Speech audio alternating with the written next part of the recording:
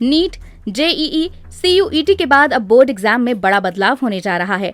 भारत सरकार इसकी तैयारियों में लगी है। इसके लिए एक नई परीक्षा नियामक संस्था प्रकाश बनाई गई है।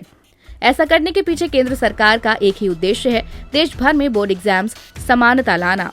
10वीं और 12वीं क्लास के लेवल पर छात्रों का मूल्यांकन करने के लिए एक समान फ्रेमवर्क तैयार करना।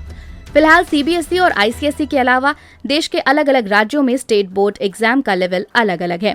इससे बच्चों के स्कोर में भी बड़ा अंतर आता है, जिससे उनका एक समान स्तर पर आंकलन नहीं हो पाता है। बोर्ड एग्जाम को एक समान बनाने में केंद्र के प्लान पर बीते कुछ महीनों से काम चल रहा है। National council of educational research and training यानी कि NCERT ने राज्यों के state counselling of educational research and training यानी कि SCERT के साथ कई मीटिंग की हैं। इन बैठकों के निष्कर्ष स्वरूप एक नया असेसमेंट रेगुलेटर बनाया जा रहा है, जिसका नाम है परख यानी performance assessment, revenue and analysis of knowledge for holistic development. ये संस्थान NCERT के एक अंग के रूप में काम करेगी। नेशनल अचीवमेंट सर्वे यानी NAS और स्टेट अचीवमेंट सर्वे SAS कराने की जिम्मेदारी भी परख की ही होगी। परख राष्ट्रीय शिक्षा नीति NEP का भी हिस्सा है।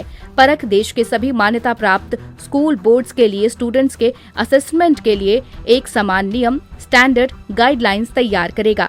असेसमेंट का पैटर्न कुछ ऐसा रखा जाएगा जिसमें बच्चों में 21वीं सदी में जरूरी स्किल्स विकसित की जा सकें और मूल्यांकन किया जा सके। साल में 2 बार होंगी बोर्ड परीक्षा। शिक्षा मंत्रालय ने बताया है कि राज्यों के साथ जितनी चर्चाएं हुई, उनमें ये बात सामने आई कि ज्यादातर राज्य साल में 2 बार बोर्ड एग्जाम कराने के NEP के प्रस्ताव का समर्थन कर रहे हैं। इनमें से एक परीक्षा की मदद से बच्चों को अपना स्कोर बेहतर करने में मदद मिलेगी। वहीं मैथ्स में 2 तरह के पेपर ऑफर करने पर भी राज्य सहमत है, एक स्टैंडर्ड मैथ्स और दूसरा हाई लेवल कॉम्पिटेंसी वाला मैथ्स। शिक्षा मंत्रालय में एक अधिकारी ने इस बारे में जानकारी देते हुए कहा है कि इससे बच्चों में मैथ्स का डर कम हो सकेगा और वो सीखने के लिए प्रोत्साहित होंगे।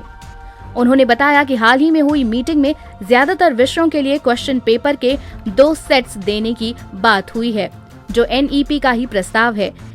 इन 2 सेट्स में से एक MCQ पर आधारित होगा और दूसरा डिस्क्रिप्टिव।